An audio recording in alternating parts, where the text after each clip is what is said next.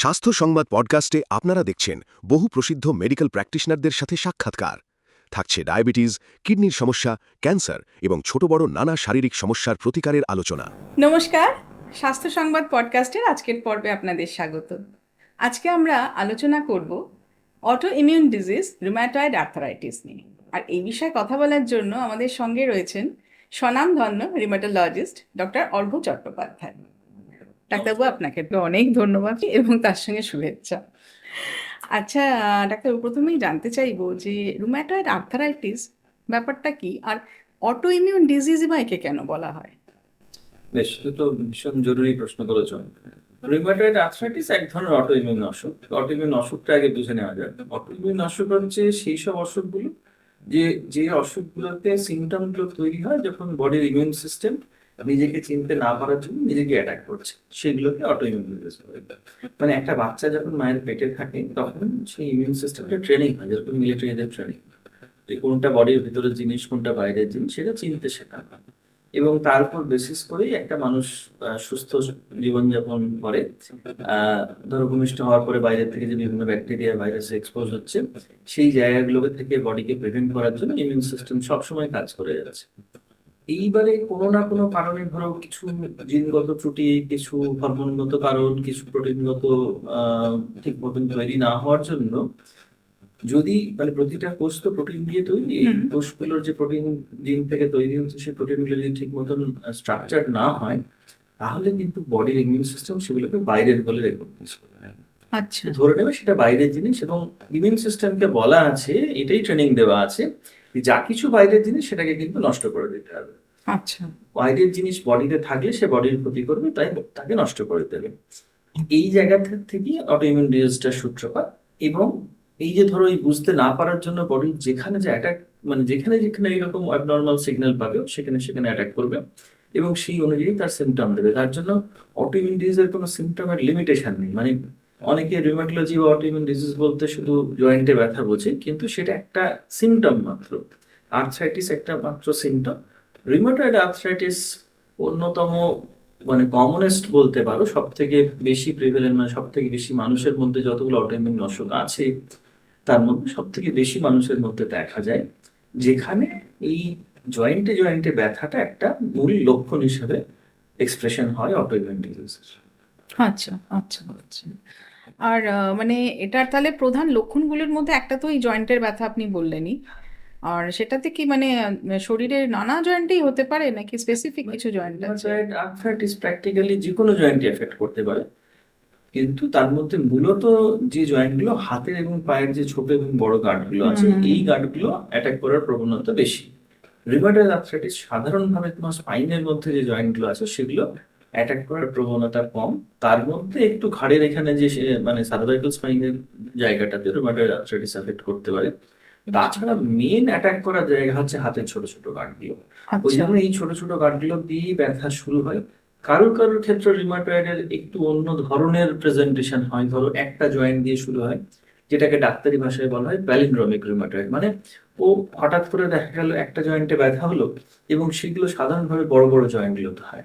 আচ্ছা ধরো হঠাৎ করে একটা কাঁধে ব্যথা হলো, কাঁধের ব্যথাটা 2-3 দিন থাকলো, চলে গেল। তারপর হঠাৎ করে একটা কনুয়ে ব্যথা হলো, সেটাও 2-3 দিন থাকলেও, একটা ব্যথার ওষুধ খেলে চলে গেল।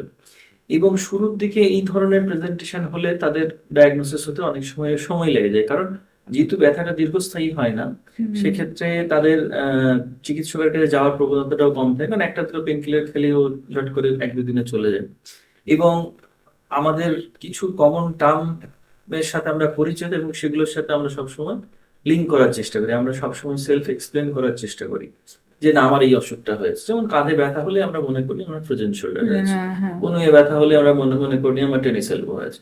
তো সেইভাবে এই ধরনের অসুখগুলো তোমার ডায়াগনোসিস হতে, মানে রিউমাটয়েডের ওই ধরনের প্রেজেন্টেশন থাকলে, ওই ধরনের লক্ষণ দিয়ে শুরু হলে, তখন তাদের ডায়াগনোসিস হতে আরো দেখা যাচ্ছে দেরি হয়। কিন্তু এটা একটা সময় মনে হতো, শুধুমাত্র মনে করা হতো যে শুধুমাত্র জয়েন্ট লিমিটেড অসুখ একটা, মানে জয়েন্টটাই ওর প্রধান জিনিস এবং জয়েন্টই অ্যাটাক করে। কিন্তু এটা আদৌ তা নয়, এটা একটা সিস্টেমিক অসুখ। মানে আর 5টা অটোইমিউন অসুখ যেমন বডির অন্যান্য অর্গান এফেক্ট করতে পারে, রিউমাটয়েড একইভাবে বডির অন্য অর্গানও এফেক্ট করতে পারে। আচ্ছা, তাহলে একটু বলুন যে মানে কোন কোন অর্গান মানে বেশি এফেক্টেড হয়? রুমাটয়েড কমনলি বলো মানে প্র্যাকটিক্যালি যে কোনো অর্গানই এফেক্ট করতে পারে, কিন্তু খুব আচ্ছা। কমন যে এক্সপ্রেশন গুলো হয় সেটাতে ধরো লাংস একটা খুব কমন এরিয়া।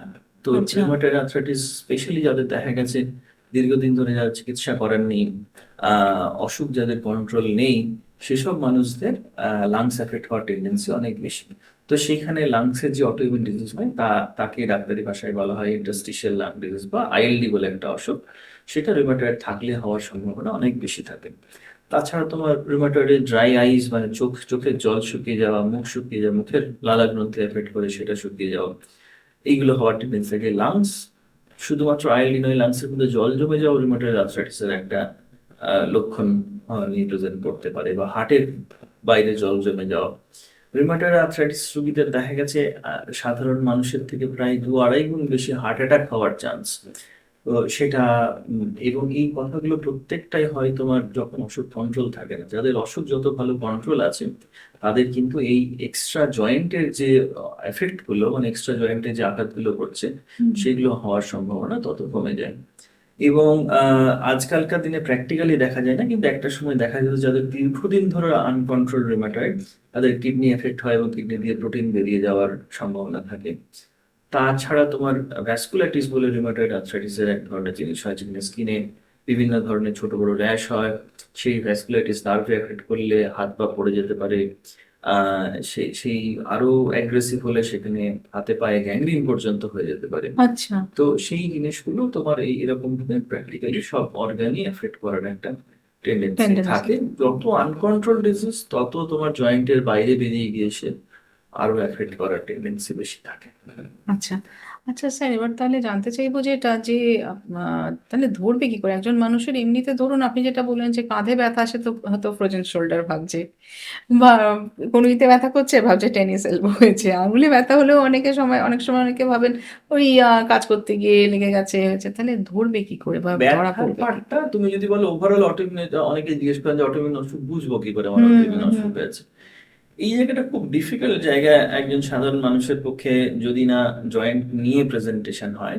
সেই অর্থে বলবো রিউমাটয়েড তার মধ্যে সহজ অসুখ চেনার জন্য। কারণ রিউমাটয়েডের ব্যথা বললে ভুল হবে, যে কোনো অটোইমিউন ডিজিজেই জয়েন্ট এফেক্ট হওয়ার একটা খুব স্পেসিফিক ক্যারেক্টার আছে। যেসব ব্যথা সকালে ঘুম থেকে উঠে বেশি কষ্ট দিচ্ছে সেগুলো জন্য অটোইমিউন ডিজিজের জন্য। আচ্ছা যে ব্যথা রেস্ট করলে বাড়ছে সেগুলো অটোইমিউন ডিজিজের জন্য হচ্ছে। আচ্ছা। তো রিউমাটয়েড আর্থ্রাইটিসের যারা ভুগছেন তাদের মেন লক্ষণ হবে যে সকালে ঘুম থেকে উঠছে তখন যেন হাতের বা বাকি জয়েন্টগুলো ব্যথাটা সব থেকে বেশি। সকালে উঠে হাত হাত মুট করতে পারছেন না, তারপরে আস্তে আস্তে যখন মুভ করছেন আস্তে আস্তে হাতগুলো একটু ফ্রি হচ্ছে। এইটা হচ্ছে সমস্ত অটোইমিউন ডিজিজের জয়েন্ট এফেক্ট হওয়ার লক্ষণ। এগুলোকে ডাক্তারি ভাষায় বলা হয় ইনফ্লামেটরি আর্থ্রাইটিস। মানে ইনফ্লামেশন হওয়ার জন্য, অটোইমিউন ডিজিজের জন্য ইনফ্লামেশন হচ্ছে, সেই ইনফ্লামেশনের জন্য এই যে সে প্রদাহ হওয়ার জন্য হাতের জয়েন্টগুলো হাতে পায়ের ছোট বড় গাঁটগুলো ফুলে যাচ্ছে, এবং সেটার জন্য যে পেইনটা হচ্ছে সেটা সবসময় রেস্ট করলে বাড়বে এবং অ্যাক্টিভিটি করলে কমে যাবে। আর 5টা অসুখ তোমার মানে যেগুলো ধরো আরেকটা মেজর ব্যথা বলতে আমরা যদি সমস্ত ব্যথাকে কনসিডার করি তাহলে সব থেকে কমন অসুখ কিন্তু অস্টিওআর্থ্রাইটিস, যেটা বয়সকালে গিয়ে কম বেশি আমাদের এখন লাইফস্টাইল চেঞ্জ হওয়াতে একটু আর্লি এজেও প্রেজেন্টেশন হচ্ছে। তো সিডেন্টারি লাইফের জন্য হাঁটুতে ব্যথা সব থেকে কমন অস্টিওআর্থ্রাইটিস, সব থেকে কমন অসুখ পৃথিবী জুড়ে। তো সেই ব্যথা এবং এই ব্যথা, সেটাও একটা জয়েন্টে ব্যথা, এটাও একটা জয়েন্টে ব্যথা। তো এই দুটোর মধ্যে মেন পার্থক্য ওইগুলোতে কাজ করতে গেলে বাড়বে। সেখানে হাঁটাচলা করলে, দাঁড়িয়ে থাকলে, সিঁড়ি ভাঙলে মানে অ্যাক্টিভিটিতে যে পেন বাড়ছে হুম। সেগুলো ড্যামেজের জন্য। যে পেন রেস্ট করলে বাড়ছে সেগুলো অটোইমিউন ডিজিজের জন্য। সেটা রিউমাটয়েড হতে পারে, অন্য কোনো অটোইমিউন অসুখ হতে পারে, কিন্তু কোনো না কোনো কারণে একটা ইনফ্লামেশন হচ্ছে, যে ইনফ্লামেশনের পিছনে কোনো না কোনো অটোইমিউন ডিজিজ লুকিয়ে আছে, সেটা জন্য এই ধরনের জয়েন্টের ম্যানিফেস্টেশন হচ্ছে। কিন্তু বাকি অর্গান দিয়ে শুরু হলে সেখানে স্বাভাবিকভাবে পেশেন্টের পক্ষে বোঝা খুব মুশকিল যে সে অটোইমিউন ডিজিজে ভুগছেন। ডাক্তারবাবু তাকে সেখানে গাইড করবে। ধরুন যদি রিউমাটয়েডে যেমন চোখের কথা বললাম, চোখ ড্রাই হয় এবং চোখের বাইরের যে সাদা পার্টটা আছে, যে স্ক্লেরা বলে ডাক্তারি ভাষায়, সাদা পার্টটা, সেখানে ইনফ্লামেশন হয় একটা সাংঘাতিক। তো এই স্ক্লেরাইটিস বা চোখের ড্রাইনেস নিয়ে যদি প্রেজেন্ট করে কেউ, সেখানে পেশেন্টের পক্ষে বোঝা খুব মুশকিল। চোখের ডাক্তারবাবু দেখে তাকে গাইড করতে পারেন যে না, এই এই ইনফ্লামেশনটা আর 5টা নর্মাল ইনফ্লামেশনের মতন লাগছে না, এর পিছনে কোনো অটোইমিউন অসুখ আছে কিনা সেটা খুঁজে দেখতে হবে, তার জন্য তিনি সেরকম পরামর্শ দেবেন, সেটা করতে হবে। আদারওয়াইজ আর 5টা সাধারণ মানুষের পক্ষে কিন্তু জয়েন্ট এফেক্ট না হলে এই জিনিসগুলো বোঝা বোঝা খুব ডিফিকাল্ট তো তাহলে। হ্যাঁ, আর স্যার কি কি স্ক্রিনিং বা মানে টেস্ট কি করা যায় যেটা মানে ডাক্তারবাবুরা করেন আর কি এটা দেখার জন্য? টেস্ট নিয়ে একটা বিস্তর বিভ্রান্তি আছে। রিউমাটোলজি সাবজেক্টটাতে মানে অটোইমিউন ডিজিজ সাবজেক্টটাতে যেটা সুবিধা বা অসুবিধা বলতে পারো, একটা more of a clinical subject. মানে এখানে ডায়াগনোসিসটা যদি ক্লিনিক্যালি ফিট না করে কোনো টেস্ট দিয়ে সেটা ডায়াগনোসিস জোর জবরদস্তি করে করা যাবে না। মানে এটা ঠিক তোমার সুগার বা থাইরয়েডের মতন অসুখ নয় যে একটা ব্লাড টেস্ট সুগারের লেভেল এত বেশি তো মানে আপনার ডায়াবেটিস হয়েছে, আর থাইরয়েডের লেভেল এত থেকে বেশি মানে আপনার থাইরয়েড হয়েছে। হ্যাঁ। এইভাবে কিন্তু রিউমাটয়েড আর্থ্রাইটিস বা অটোইমিউন ডিজিজের ডায়াগনোসিস হয় না। রিউমাটয়েডের জন্য ডেফিনেটলি দুটো টেস্ট খুব কমার্শিয়ালি অ্যাভেলেবেল আছে। একটা হচ্ছে রিউমাটয়েড ফ্যাক্টর, একটা অ্যান্টিসিসিবি বলে দুটো টেস্ট হয়। কিন্তু রিউমাটয়েড ফ্যাক্টর একটা ফ্যালাসি হচ্ছে অন্তত 150খানা অসুখ আছে যেখানে রিউমাটয়েড ফ্যাক্টর পজিটিভ হতে পারে। তো শুধুমাত্র টেস্ট পজিটিভ হওয়া মানেই যে অসুখ হয়েছে এবং রিউমাটয়েডই হয়েছে এইটা কিন্তু ফলো করে বলা যায় না। এবং এমনও আছে মানে নর্মাল পপুলেশনে কিন্তু এই রিউমাটয়েড ফ্যাক্টর বেশ কিছু মানুষের পজিটিভ থাকতে পারে, তাহলে পজিটিভ থাকলেই যে অসুখ হয়েছে এটাও বলা যায় না। তো গোটা আচ্ছা। জিনিসটাই ডিপেন্ড করছে কোন কনটেক্সটে টেস্টটা করতে দেওয়া হচ্ছে। সেই জন্য আননেসেসারি টেস্ট করলে এখানে অ্যাংজাইটি বাড়বে বই কমবে না। যদি কারো মানে এমনটা কালকে তোমার এই পডকাস্ট শোনার পরে কাল সকালে কারো উঠে মনে হতেই পারে যে একটু কালকে গিয়ে একটু রিউমাটয়েড ফ্যাক্টরটা চেক করে নিই। কোথাও কিছু নেই, হাতে ব্যথা নেই, কোথাও কোনো সিমটম নেই, কিছু নেই। এবারে সেই টেস্ট করে দেখলো তার লেভেলের থেকে একটু বেশি। আমি আজকে একটা জায়গায় লিখেছি এটা নিয়ে, তো সেই টেস্ট করে দেখলো লেভেলের থেকে একটু বেশি। এবার তার সেই নিয়ে অ্যাংজাইটি হবে, কারণ সে তারপরে গিয়ে পড়বে গুগলে যে রিউমাটয়েড আর্থ্রাইটিস হলে কি হয়। পড়লেই মনে হবে সবার হাত পা বেঁকে গেল রাতারাতি। তো সেই ঘটনাটা থেকে এই জায়গাটা থেকে বের থাকতে হবে। সিমটম না থাকলে এই টেস্টগুলো প্র্যাকটিক্যাল ইউটিলিটি ভীষণ কম। আচ্ছা। সেই জন্য অ্যাপ্রোপ্রিয়েট ক্লিনিক্যাল কনটেক্সটে টেস্ট না করতে দিলে সুবিধার থেকে অসুবিধাটাই বেশি হবে। বাকি যদি টেস্ট করে সেগুলো মানে টেস্টগুলো দুটো তিনটে ধাপ আছে। ধরো একটা হচ্ছে ডায়াগনোসিসটাকে করার জন্য কিছু টেস্ট, তার মধ্যে রিউমাটয়েড ফ্যাক্টর, অ্যান্টিসিসিবি এই ধরনের স্পেসিফিক যে টেস্টগুলো আছে। কিছু টেস্ট আছে ধরো যে ওষুধপত্রগুলো দেওয়া হবে সেই ওষুধপত্রগুলো দিতে গেলে আমাদের বেসলাইন কিছু পরীক্ষা নিরীক্ষা করতে হয়, যে তার হিমোগ্লোবিন কেমন আছে, লিভার ফাংশন কেমন আছে, কিডনি ফাংশন কেমন আছে, তার উপর বেসিস করে কোন ধরনের ওষুধ চুজ করলে বেটার হবে। কিছু টেস্ট করতে হয় যে এই রিউমাটয়েডটা কোন কোন অর্গান এফেক্ট করেছে সেগুলো দেখার জন্য, যে লাংসটা আদৌ এফেক্ট করেছে কিনা বা চোখটা এফেক্ট করেছে কিনা। তো এই 3 ধাপের টেস্ট একজন রিউমাটয়েড পেশেন্টকে করতে লাগে। এবং তার মধ্যে কিছু টেস্ট আছে ওয়ান টাইম টেস্ট। এইটাও একটা টেস্ট নিয়ে বিশাল বিভ্রান্তি। অনেকেই আছেন যে কিছুদিন চিকিৎসা হওয়ার পরে এবার মনে করেন একবার রিউমাটয়েড ফ্যাক্টরটা টেস্ট করে দেখে নি যে কমলো কিনা। তো এই কমা বাড়ার সাথে কিন্তু রিউমাটয়েড আর্থ্রাইটিসের কোনো সম্পর্ক নেই, মানে পয়সাটিকে নষ্ট করতে চাইলে আলাদা ব্যাপার। Otherwise rheumatoid factor repeat testing এর কোনো ইউটিলিটি নেই। আচ্ছা। ওয়ান টাইম টেস্ট অসুখটা আছে না নেই মানে রিপোর্টটা পজিটিভ আছে না নেই এইটুকু জানা, এর বাইরে এর কোনো ইউটিলিটি নেই। অনেকের হয় এরকম কমে গেছে ডাক্তার, আমার কিন্তু কমে গেছে, আমার তাহলে এখন খুব ভালো আছে, বা বেড়ে গেছে, কোথাও জয়েন্টে ব্যথা নেই কিন্তু আবার টেস্ট করে দেখেছে রিউমাটয়েড ফ্যাক্টর বেড়ে গেছে, সেই নিয়ে তার মন খারাপ যে আমার তো আবার বেড়ে গেল তাহলে কি হবে। তো এই বাড়া কমার সাথে দেখা গেছে মানে এই নিয়ে দীর্ঘদিন বিস্তারিত মানে বহু দেশীয় গবেষণা হয়েছে এবং দেখা গেছে রিউমাটয়েড ফ্যাক্টর বাড়া কমার সাথে প্র্যাকটিক্যালি অসুখের বাড়া কমার কোনো সম্পর্ক নেই। সেই জন্য এই টেস্টগুলো ওয়ান টাইম টেস্ট, এগুলো রিপিট টেস্টিং এর কোনো ইউটিলিটি। আচ্ছা আচ্ছা আচ্ছা। তার মানে যেটা ডাক্তারবাবু বুঝছি আপনার কথায় যে যদি কোনো সিমটমস না থাকে, কোথাও ব্যথা করছে না বা কোনো অসুবিধা হচ্ছে না, সেই ক্ষেত্রে এমনি টেস্ট করে করে বারবার দেখে টেনশন বাড়ানোর কোনো কারণ একদমই নেই। একদমই টেনশন বাড়ানোর কোনো মানে হয় না। অন্যদিকে আবার যদি বিভিন্ন ধরনের সিমটম থাকে সেগুলোকে সেলফ এক্সপ্লেন না করার চেষ্টা করি, হ্যাঁ, মানে সেটা দুটো এক্সট্রিমেই আমরা চলি। মানে যতক্ষণ না একদম কাবু হয়ে যাচ্ছি ততক্ষণ আমরা নিজের মতন করে ব্যাখ্যা করতে থাকি। ধরো রিউমাটয়েডের মতন আরো বেশ কিছু অটোইমিউন ডিজিজ আছে যেগুলো চোখ ড্রাই করে, মুখ ড্রাই হ্যাঁ করে, হ্যাঁ তো বা চোখ লাল হয়ে যাচ্ছে। বেশ কিছু অটোইমিউন অসুখ আছে যেখানে চোখের ইনফ্লামেশনের জন্য চোখ লাল হয়। তো সেগুলোতে যেমন আমরা নিজেরা নিজেরা ব্যাখ্যা করতে থাকি যে না, আমার তো অ্যালার্জি আছে। হুম তো বা চোখের কথা কাউকে যদি আমরা জিজ্ঞেস করি, ধরে নিতে একটু বয়স্ক মানুষ হলেই বলেন আমার তো ছানি অপারেশন হয়ে গেছে। হুম তো চোখ মানে কিন্তু শুধু ছানি নয়, চোখ ছানি ছাড়াও আরো অসুখ হয়। হ্যাঁ তো সেই জায়গাগুলো থেকে আমাদেরকে বেরোতে হবে। এই যে অর্গান স্পেসিফিক আমার দুটো অসুখের নাম জানা আছে, ঘাড়ে ব্যথা মানেই আমার স্পন্ডিলাইটিস, কোমরে ব্যথা মানেই আমার স্পন্ডিলাইটিস হয়েছে, এই জায়গাটা থেকে বেরোতে হবে। যদি ঘাড়ে কোমরের ব্যথাও তোমার সকালে ঘুম থেকে উঠে বেশি কষ্ট দিচ্ছে, তাহলে বুঝতে হবে এটা আর 5টা স্পন্ডিলাইটিসের মতন কিন্তু নয়, এটা কোনো না কোনো অটোইমিউন ডিজিজের জন্য ওই জয়েন্টগুলো এফেক্ট করছে বলে ঘাড়ে কোমরে ব্যথা হচ্ছে।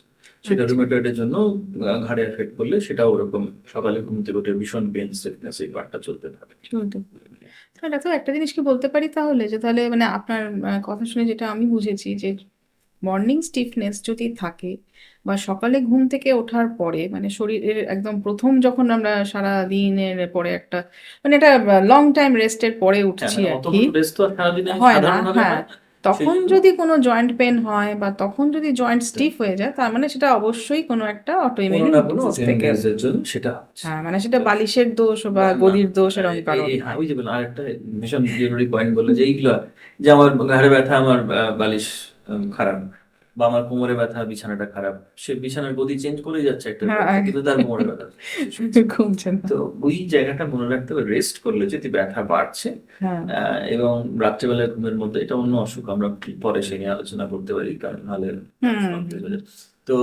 কিন্তু রেস্ট পেন ইজ ভীষণ ভীষণ ইম্পর্টেন্ট একটা সিমটম, যেটা একটা মানুষ নিজে অ্যাসেস করতে পারে। বাকি অর্গান ইনভলভ হলে সেটা নিজের পক্ষে অ্যাসেস করাটা ডিফিকাল্ট, হ্যাঁ খুব এটা স্বাভাবিক। ডাক্তারবাবুর পরামর্শ নিতে হবে।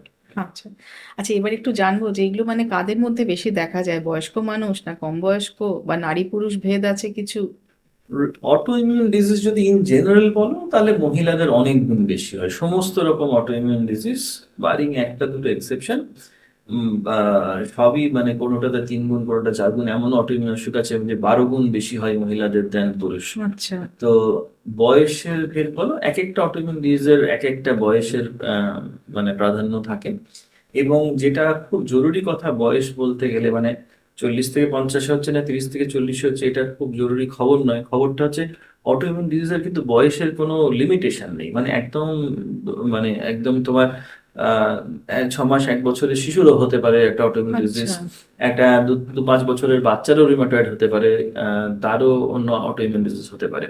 তো এই যে একটা আরেকটা স্টিগমা আছে যে এত কম বয়সে বাত হয়ে গেল, এ তো বয়সকালের রোগ। হুম তো হুম সেই স্টিগমাটা থেকেও বেরিয়ে আসতে হবে, কারণ এই অসুখগুলো আগে ধরা পড়তো না বলে, এবং বাত বলতে ওই বয়সকালে খুঁড়িয়ে খুঁড়িয়ে হাঁটা বা কোমরের হাড় ক্ষয়ে যাওয়ার জন্য মানুষ বেঁকে যাওয়া, এটাকেই বাত বলে লোকে জানতো। তো সেই সেই ধারণাটা থেকেও আমাদেরকে বেরিয়ে আসতে হবে।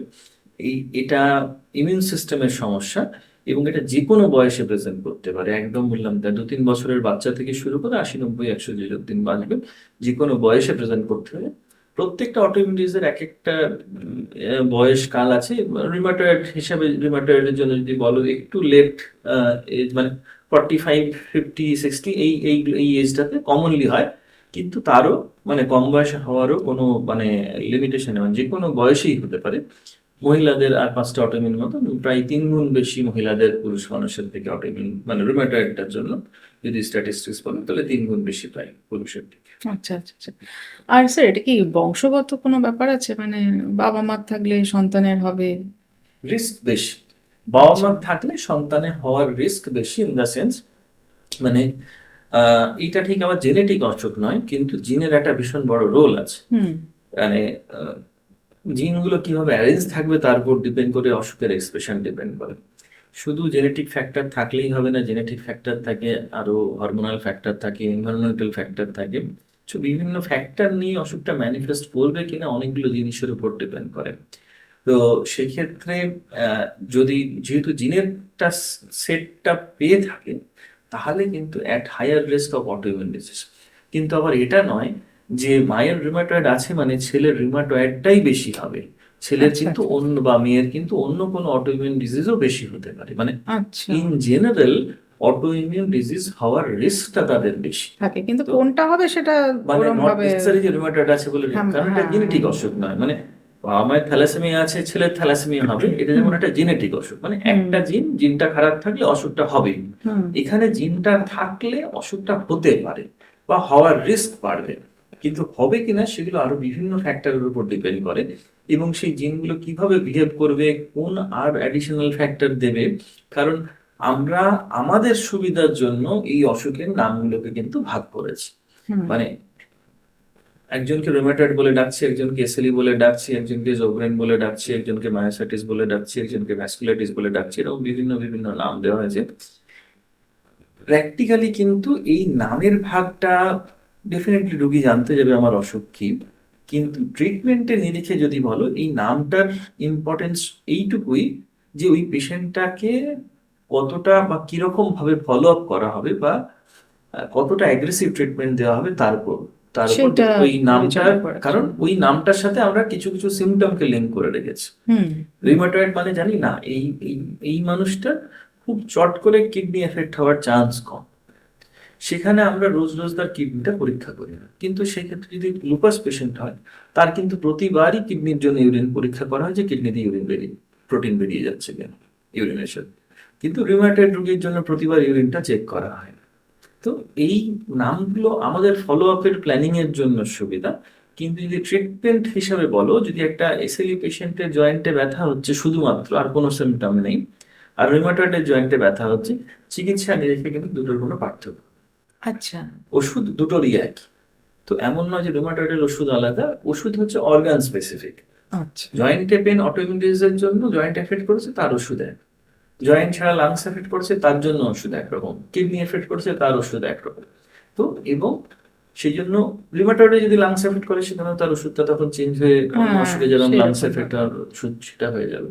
তো সেইভাবে ওষুধগুলো অর্গান ভিত্তিক। অসুখের নামটা আমাদের ফলো আপ প্ল্যানিং এর জন্য সুবিধা, আর ন্যাচারালি রোগী তো জানতে চাইবে যে তার কোন ধরনের অসুখ হয়েছে এবং সেটা জানাও জরুরি। এবং কিন্তু অনেক সময় যেগুলো হয় একটু তাদেরকে একটু ব্রডার আইডিয়া দিতে হয়, কারণ অটোইমিউন ডিজিজ অনেক সময় উইথ টাইম নেচার চেঞ্জ করে। স্পেশালি যদি খুব কম বয়সী একটা বাচ্চা মেয়ের ধরো রিউমাটয়েড ডায়াগনোসিস হয়েছে, তো সেটা দেখা গেছে অনেক ক্ষেত্রে পরবর্তীকালে লুপাস বলে একটা অসুখে ল্যান্ড আপ করেছে। হুম। তা শুরুটা হলো রিউমাটয়েডের মতন সিমটম দিয়ে, শুধু জয়েন্টে ব্যথা এবং রিউমাটয়েড ফ্যাক্টর পজিটিভ, সেই নিয়ে সেতে থাকলো।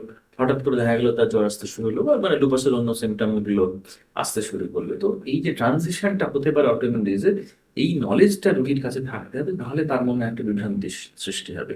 তার মনে হবে যে না, আমার ডাক্তারবাবু বোধহয় ভুল একটা ডায়াগনোসিস করেছিলেন, আমার অসুখটা আসলে এসএলই, কিন্তু আমাকে রিউমাটয়েড বলেছেন। এগুলো ঠিক ওরকম আলাদা আলাদা অসুখ নয়, একই ছাদের তলায় একই ধরনের অসুখ, এরা উইথ টাইম নেচার চেঞ্জ করতে পারে। সেজন্য প্রত্যেকটা রোগীর জরুরি নতুন কোনো সিমটম হলে সেটা নিজে নিজে এক্সপ্লেন না করে যাকে দেখাচ্ছে তাকে যেন সেই সিমটমটার ব্যাপারে বলেন যে না, এই সিমটমটা আমার নতুন এসছে। হুম। সেটা হতে পারে তার চুল পড়ছে বেশি, তার হতে পারে মুখে একটা ঘা হয়েছে, সে হতে পারে স্কিনে দুটো র্যাশ বেরিয়েছে, যা খুশি হতে পারে। কিন্তু সেটা যেন তার সংশ্লিষ্ট ডাক্তারবাবুকে সে বলে যে এটা কোনোভাবে আমার অসুখটার সাথে লিঙ্ক কিনা, বা যে ওষুধগুলো খাচ্ছে তার সাথে লিঙ্ক কিনা, সেইটা তার ডাক্তারবাবুর কাছ থেকে পরিষ্কার করে নেওয়া। তাতে দুজনেই খুব ক্লিয়ার থাকবে, এবং দুজনে যত ক্লিয়ার থাকবে তত অসুখটাকে ট্রিট করার সুবিধা হবে। ইজি হবে তত। একদম। আচ্ছা ডাক্তারবাবু, আপনি যেটা বললেন যে লুপাস থাকলে অনেক সময় সেটা কিডনি এফেক্ট করে, তাহলে ধরুন কারোর যদি সেরকম সমস্যা হয়ে থাকে তাহলে কি ওই ট্রিটমেন্টটা করলে কিডনিরও সমস্যাটাকে কি মানে সারিয়ে দেওয়া সম্ভব? বা যার আরের প্রবলেম রয়েছে, রুম্যাটয়েড আর্থারাইটিস রয়েছে, তার যদি লাংস এফেক্ট করে, রুম্যাটয়েডের ট্রিটমেন্ট করলে কি লাংসটাও কিওর হবে? লাংসের প্রবলেমটাও কি সেই সঙ্গে সঙ্গে কিওর হতে থাকবে? মানে এটা আলাদা কোনো কারণে হচ্ছে না, রুমেটয়েডের জন্যই যদি ওটার জন্য ট্রিটমেন্টটা হচ্ছে তোমার রুমেটয়েডের প্রাইমারি অসুখটা করতে হবে। প্রাইমারি অসুখটা যত ভালো ট্রিট করবে তত তোমার অর্গান এফেক্ট হওয়ার চান্স মানে কম ব্যথা থাকবে। এগুলোর সঙ্গে ওইটাও ট্রিট হতে হ্যাঁ। থাকবে, ট্রিটমেন্ট হতে থাকবে। আচ্ছা, আরেকটা জিনিস কি, রুম্যাটয়েড ফিভার, এটা কি রুম্যাটয়েড আর্থারাইটিসের সঙ্গে লিঙ্কড নাকি? এটা ভীষণ একটা জরুরি প্রশ্ন করেছো। মানে মানে গত সপ্তাহে একজনকে দেখেছি, তারা সেই মানে কোন দূর দূর থেকে চলেছে। শুধু খুব কমনলি একটা মিস ডান টেস্ট হচ্ছে এসো টাইটার একটা টেস্ট। আচ্ছা। তো যেটার সাথে রুম্যাটিক ফিভারের যোগ ছিল, এবং এই শুধুমাত্র একসময় এসও টাইটারের উপর কারোর এসও পজিটিভ সেই বলেই তাকে রুম্যাটিক ফিভার, এবং তার বলে দিল তার হার্ট খারাপ হয়ে যাবে, সব খারাপ হয়ে যাবে। বয়সকালে কি সাধারণত এখন রুম্যাটিক ফিভারের ইনসিডেন্স ভীষণ কমে গেছে হাইজিনের জন্য। এবং বয়সকালে মানে যে কোনো কারণেই যদি সর্দি কাশি হয়, স্ট্রেপ্টোকোকাল ইনফেকশন হয়, তাহলে তার এসও টাইটার বেড়ে যাবে। তার তার মানে যে তার অসুখটা হয়েছে তার কোনো মানে নেই। দুটো একদম সম্পূর্ণ অসুখ, তার চিকিৎসা পদ্ধতি একদম আলাদা। এবং রিউম্যাটিক ফিভার সাধারণভাবে বয়সকালে গিয়ে হয় না, এটা কম বয়সী বাচ্চাদের অসুখ। বয়সকালে গিয়ে রুমেটিক ফিভার হওয়ার সম্ভাবনা অলমোস্ট নীল আর কি। তো আচ্ছা সেই ওই টেস্টটা করে অনেকেই কনফিউশনে থাকেন এবং হয়তো অ্যাংজাইটিতে ভুগতে থাকেন। আচ্ছা। আর এবার যেটা জানবো যে রুমেটয়েড আর্থারাইটিসের ট্রিটমেন্টে যে ধরনের মেডিসিনগুলো দেওয়া হয় সেই মেডিসিনগুলো কি মানে সারা জীবনই চালিয়ে যেতে হবে তো? এইটা একটা বিশাল বড় কনসার্ন প্রত্যেকের। আহ, এবং আমি অনেক জায়গায় বলেছি, তোমার এখানেও বলছি যে এই প্রশ্নটা এখনো আমাদের আসে কারণ এখনো আমাদের সেই লেভেলে সচেতনতা হয়নি। এইটা তুমি যদি কালকে একজন এন্ডোক্রিনোলজিস্টকে নিয়ে পডকাস্ট করো তাহলে কিন্তু জিজ্ঞেস করবে না ডাক্তার ডায়াবেটিসের ওষুধটা কতদিন চলবে, তুমি তো জিজ্ঞেস করবে না ডাক্তার থাইরয়েডের ওষুধটা কতদিন চলবে বা প্রেশারের ওষুধটা কতদিন চলবে। কিন্তু প্রত্যেকটা জায়গাতে আমাদের এই প্রশ্নটা জিজ্ঞেস করা হয় যে ওষুধটা কতদিন চলবে, বা প্রত্যেকটা রোগী এসে জিজ্ঞেস করে যে সারা জীবন ওষুধ খেতে হবে। সে কিন্তু অথচ হয়তো ধরো 10 বছর ধরে থাইরয়েডের ওষুধ খেয়ে যাচ্ছে, বা বিগত 5 বছর ধরে প্রেশারের ওষুধ খাচ্ছে, বা 20 বছর ধরে সুগারের ওষুধ খাচ্ছে। কিন্তু এই অসুখটা যখন এলো, এই জায়গাটা তৈরি হয় কারণ প্রতিটা পাশের বাড়ির লোকের একটা করে রিউমাটয়েড নেই বলে। পাশের বাড়ির লোকটাও যদি রিউমাটয়েড ওষুধ 20 বছর ধরে খেত তাহলে এই কনফিউশনটা তৈরি হতো না। আচ্ছা সেই জন্য এইটা সোশ্যাল অ্যাওয়ারনেস তৈরি না হলে এই জায়গাটা থেকে বেরোনো খুব ডিফিকাল্ট। এইগুলো মানে ক্রনিক অটোইমিউন ডিজিজ, তোমার এগুলো ট্রিটেবল অসুখ, এখনো কিউরেবল অসুখ না। আমি বলি টিবি, পেট খারাপ, জ্বর, সর্দি, কাশি ছাড়া সমস্ত অসুখেই ওষুধ খেয়ে যেতে হয়। সে তুমি প্রেশার বলো, সুগার বলো, থাইরয়েড হ্যাঁ বলো, হার্টের অসুখ বলো, যাই অসুখ আছে ওষুধ সারা জীবন খেয়ে যেতে হয় এবং অসুখটাকে কন্ট্রোলে রাখতে হবে। যেমন সুগার কন্ট্রোলে না রাখলে তোমার কিডনি নষ্ট হবে, চোখ নষ্ট হবে, হার্ট অ্যাটাক হবে। অটোইমিউন অসুখগুলোতেও ঠিক একই রকম ভাবে অসুখটা যদি কন্ট্রোল না থাকে তাহলে এই অর্গানগুলো এফেক্ট হবে, অর্গানগুলো ড্যামেজ হবে এবং সেটা হওয়ার জন্য তোমার আহ, মানে ড্যামেজ হয়ে গেলে সেটা আমরা কোনো ফেরত আনতে পারবো না। সমস্যা হয় ওষুধ নিয়ে, যেহেতু আর কেউ খাচ্ছে না, সবসময় একটা অ্যাংজাইটি কাজ করে যে ওষুধগুলো খেলে কি ক্ষতি হয়ে যাবে। এবং যেটা হয় বা যেটা হয়েছে বিভিন্ন সময় ধরে, ধরো এই ওষুধগুলো যেহেতু পরিচিত নাম নয়, ভয়ে সেগুলো বন্ধ করে দিয়ে বেশিরভাগ মানুষ ব্যথাটাকে ম্যানেজ করে চলার জন্য ব্যথার ওষুধ ওপর দ্য কাউন্টার খেতে থাকে এবং তার কিডনিটা খারাপ হয়ে গেল। হুম তখন তার মনে হয় আমি যে ওই ওষুধগুলো খেয়েছিলাম কোনো সময় তার জন্য আমার কিডনিটা নষ্ট হয়ে গেল। তো এইটা সোশ্যাল অ্যাওয়ারনেস ছাড়া বেরিয়ে আসা খুব খুব ডিফিকাল্ট। মুশকিল মানে একদম। সোসাইটি যতক্ষণ অ্যাওয়ার হবে, এবং এটা মানে এখনো প্রত্যেক অটোইমিউন ডিজিজ রোগীদের একটা রোজকার স্ট্রাগল। কারণ আর 5টা মানুষ যারা অসুখটা সম্বন্ধে জানে না তাদের তারা মানে কিন্তু কেউ জ্ঞান দিতে বিরত হন না।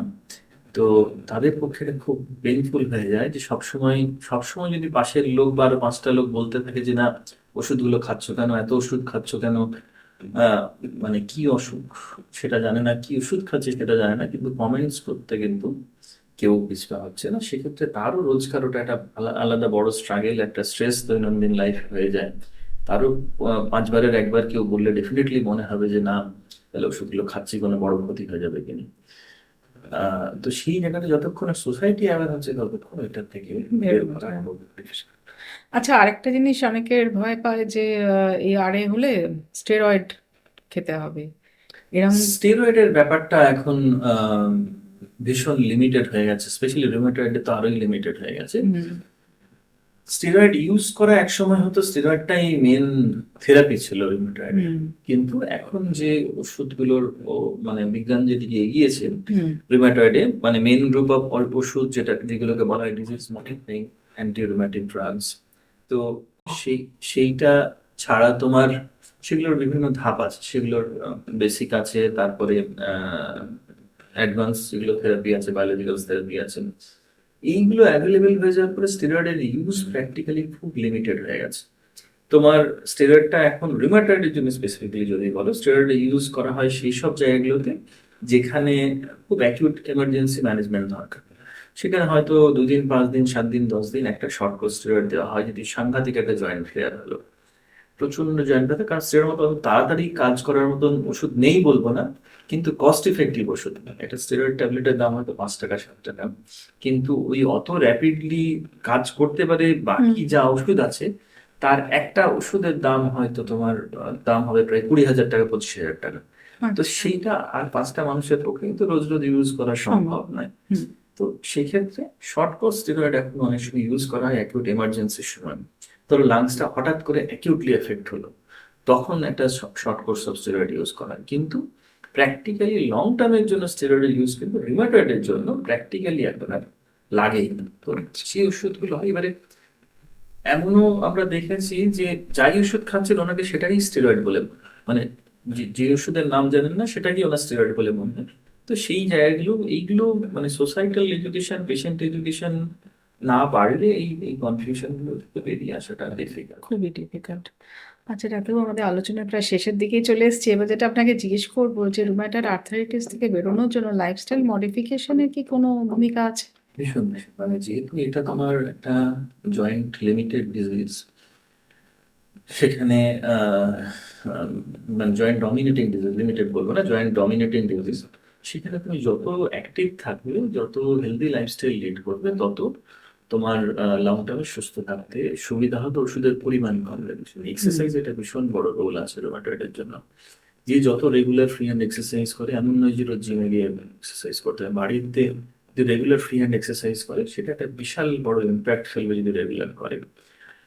মেন্টাল স্ট্রেস একটা বিশাল বড় ফ্যাক্টর, সেজন্য তুমি মানে নিয়মিত মানে রিসার্চ পেপার আসছে যে যোগা, মেডিটেশন এইগুলোর একটা রোল আছে। মানে যত এই প্রতিটা যত মানে এইগুলোতে এক একটা কেমিক্যাল ইরিটেন্ট, মানে তোমার এই যে মন খারাপ হচ্ছে, এগুলো সবই কিন্তু কেমিক্যাল দিয়ে হচ্ছে।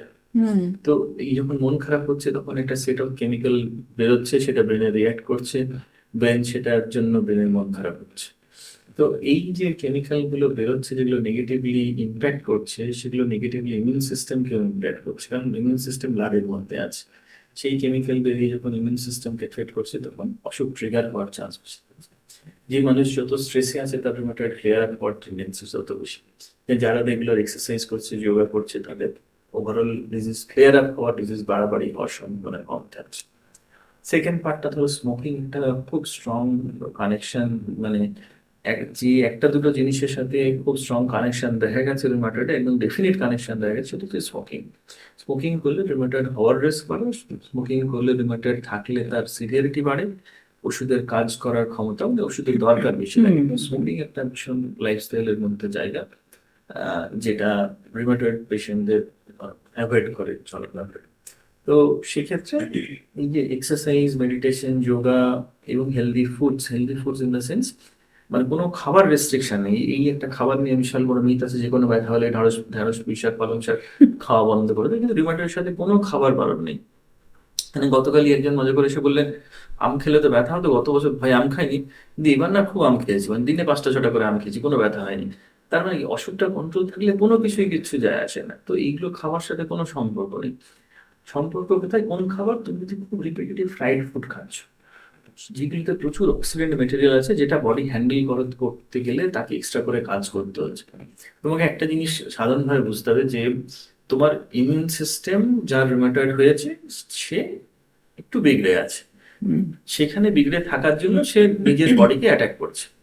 তুমি একটা সাধারণ একটা বাচ্চাকে ভাবো, যে বাচ্চা মন খারাপ হয়ে বসে আছে, এবার তাকে যদি তুমি ঘন ঘন ইরিটেট করো, তাহলে সে 10 বারের একবার চিৎকার করবে বা একটা কিছু ভেঙে ফেলবে বা একটা কিছু করবে। তো তাকে বেশি ইরিটেট করা যাবে না। তো এবার তুমি যদি বারবার খুব ফ্রাইড ফুড খেয়ে তাকে ইরিটেট করো, তাকে বারবার স্টিমুলেট হতে হচ্ছে, সে যখন স্টিমুলেট হচ্ছে তখন ভুলভাল একটা দুটো কোলাটারাল ড্যামেজ করবে। এবার যারা খুব বেশি প্রসেসড ফুড খাচ্ছে, যেগুলো সাধারণভাবে বাঙালি হিসেবে আমরা ফরচুনেটলি খাই না, তো আমরা সাধারণভাবে বাঙালি বাড়িতে যা খাওয়া দাওয়া হয়, রোজকার বাড়িতে রান্না হয়ে খাওয়া দাওয়া হয়, এমন নয় যে কোটাতে খাওয়ার আছে এসে মাইক্রোওভেনে গরম করে খেয়ে নেওয়া হলো, বা আমরা পিৎজা বার্গারের উপর আমাদের জীবন নির্ভরশীল নয়, সেটা আমরা ফরচুনেট। তো সেই জিনিসগুলো রেগুলার বেসিসে যারা নির্ভরশীল, তাদেরই অটোইমিউন অসুখগুলো হওয়ার সম্ভাবনা আরো বেশি থাকে। আচ্ছা, অনেক কিছু জানতে পারলাম স্যার আপনার কাছ থেকে। হ্যাঁ, ধন্যবাদ আপনাকে এই জন্য, আপনি আমাদের পডকাস্টে এসেছেন, এর জন্য আপনাকে অনেক ধন্যবাদ সত্যি। আর বন্ধুরা, আপনারাও তো শুনলেন স্যারের কাছ থেকে যে রুম্যাটয়েড আর্থ্রাইটিসের কারণ কি, উপসর্গগুলি কি, বা আপনারা কি কি জীবনধারা অবলম্বন করলে ভালো থাকতে পারবেন। সুতরাং আজকে আমাদের আলোচনাটি যদি ভালো লেগে থাকে তাহলে লাইক করবেন, শেয়ার করবেন, কমেন্ট করবেন এবং আমাদের চ্যানেলটিকে কিন্তু সাবস্ক্রাইব করবেন। আজকে তাহলে আসি, দেখা হচ্ছে আমাদের আগামী পর্বে। নমস্কার।